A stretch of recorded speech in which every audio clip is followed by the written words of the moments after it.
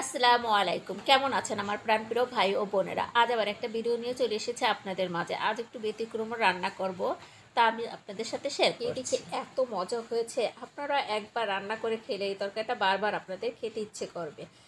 আদা, রসুন, হলুদ, মরিচ, পেঁয়াজ সব ধরনের মশলা দিয়ে আমি মাংসতে যে ধরনের মশলা দেয় সব ধরনের মশলা দিয়ে আমি মাংসগুলোকে বেশ কিছুক্ষণ কষিয়ে নিয়েছি। কষাতে কষাতে দেখবেন মাংস অনেকটাই যখন নরম হয়ে গেছে, তখন এর মধ্যে আমি আগে থাকতে পটলগুলো ছিলে একটা পটলকে 4 ভাগ করে নিয়েছি। তারপর ওগুলো আমি দিয়ে দিচ্ছি। পটলগুলো দেওয়ার পর আমি মাংসের সাথে পটলগুলোকে আবার বেশ কিছুক্ষণ কষিয়ে নিচ্ছি।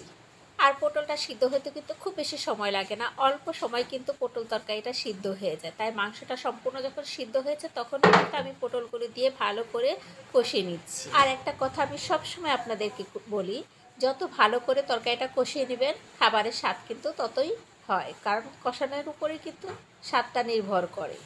বেশ কিছু কষানোর পর এখানে আমি পরিমাণ মতো পানি দিচ্ছি।